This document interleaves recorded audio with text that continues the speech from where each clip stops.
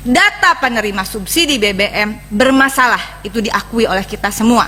Tidak akurat. Pada revisi Perpres 19 2014 cabut 3, saya mengatakan menolak anggaran subsidi BBM dialihkan ke BLT. Dengan mohon dukungannya agar pencabutan subsidi BBM bagi ojek online dibatalkan.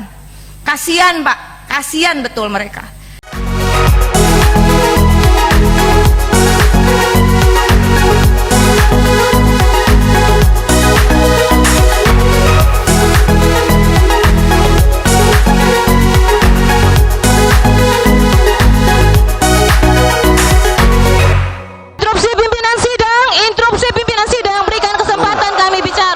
Yang sudah siap Sudah? Oke, Tarika silakan. Assalamualaikum warahmatullahi wabarakatuh. Pimpinan dan anggota Komisi 6 DPR RI, juga dari Pertamina dan dari Kementerian BUMN. Saya kalau agak panjang hari ini mohon dimaklum karena saya pakai kebaya panjang pimpinan. Saya akan fokus saja terkait persoalan isu BBM subsidi Bapak. Karena hal lain sudah disampaikan oleh teman-teman sebelumnya. Saya mulai dengan pernyataan Penasihat Khusus Presiden Urusan Ekonomi Bapak Bambang Brojonegoro dalam Forum Indonesia Energy Transition Dialog yang terjadi pada 4 November 2024 menyatakan dua hal penting: rencana perubahan skema subsidi BBM ke BLT dan persoalan akurasi data. Yang kedua adalah pernyataan Menteri SDM 3 Desember 2024 yang menyatakan pertama, berdasarkan laporan dari Pertamina, PLN dan BPH Migas 20% hingga 30% subsidi BBM dan listrik tidak tepat sasaran mencapai 100 triliun dari kompensasi 435 triliun. Pernyataan keduanya adalah subsidi harusnya diterima untuk yang ekonominya belum bagus dan kemudian subsidi BBM dialihkan ke BLT. Saya ingin mengingatkan kita semua, karena ini juga live, saya kira Komisi 6 memiliki concern yang sama.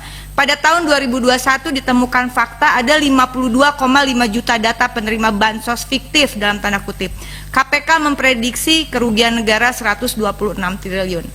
Pertanyaan kita, subsidi BBM dan subsidi lainnya itu sumber anggarannya dari mana? Kita semua mengetahui bahwa itu sumbernya adalah terutama pajak rakyat. Nah, siapakah masalahnya rakyat yang berhak menerima subsidi?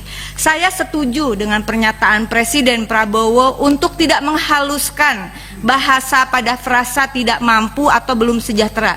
Gunakan saja miskin atau fakir miskin. Dan ini menurut saya akan menyadarkan bagi kita semua, khususnya kita yang berkontribusi pada pembuat kebijakan, bahwa masih banyak masyarakat yang fakir miskin, yang sesungguhnya merekalah yang berhak mendapatkan subsidi negara, termasuk subsidi energi.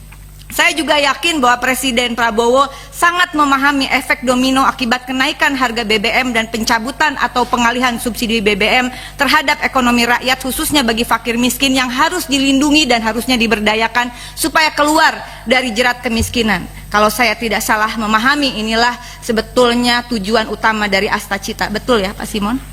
Kemudian perspektif ini sejalan dengan amanat pasal 34 ayat 1 Undang-Undang Dasar Negara Republik Indonesia 1945, negara wajib memelihara fakir miskin dan anak terlantar.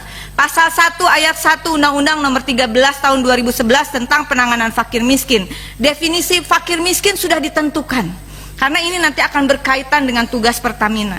Pertama, yaitu orang yang sama sekali tidak mempunyai sumber mata pencaharian dan atau mempunyai sumber mata pencaharian tetapi tidak mempunyai kemampuan memenuhi kebutuhan dasar yang layak bagi kehidupan dirinya dan atau keluarganya. Data penerima subsidi BBM bermasalah, itu diakui oleh kita semua.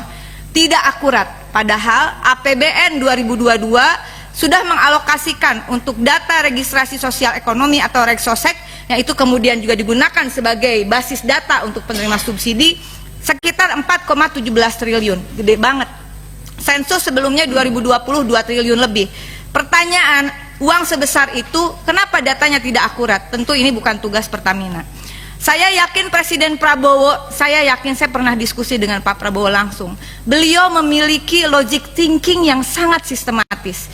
Jika data penerima subsidi bermasalah, tentu Pak Presiden akan memerintahkannya perbaiki basis data subsidi termasuk penerima subsidi BBM.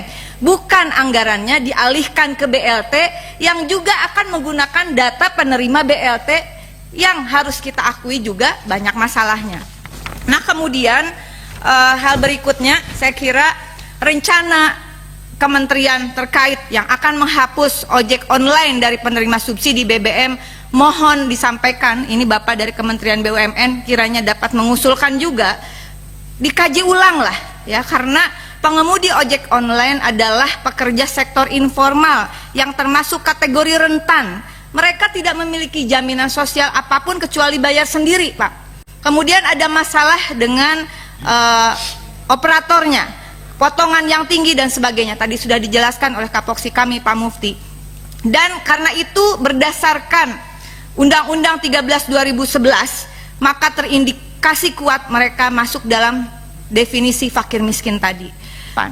Oleh karena itu saya merekomendasikan, pertama adalah tentu saja meskipun bukan tugas Pertamina, tapi nanti Pertamina yang akan kena imbasnya kalau tidak tepat sasaran.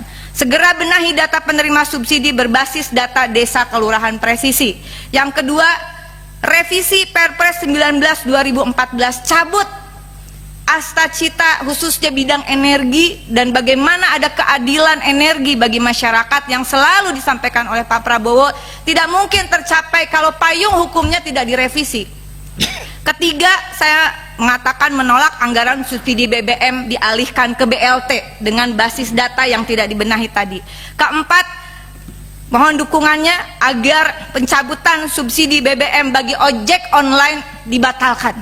Kasihan Pak, kasihan betul mereka. Bapak mungkin sekali-kali ngobrol, saya baru saja membantu memulangkan jenazah anak seorang pengemudi ojek online. Janda dengan 5 anak, dia mengemudi ojek online. Tahu nggak Pak, motornya ternyata sewa harian. Anaknya terpaksa akhirnya kena online scamming ke Kamboja. Banyak yang seperti ini Pak.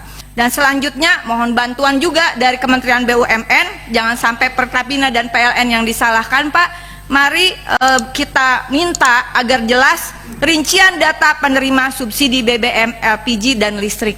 Terima kasih, mohon maaf kalau lebih dari 3 menit. Mudah-mudahan terkait Perpres itu bisa masuk ke dalam kesimpulan rapat. Wallahul mu'afiq ila aqwamit thoriq. Wassalamualaikum warahmatullahi wabarakatuh. Barakallah untuk Ibu Ketua. Namanya juga kan saya tadi bilang kita sampai subuh. Ya Pak Dirut ya.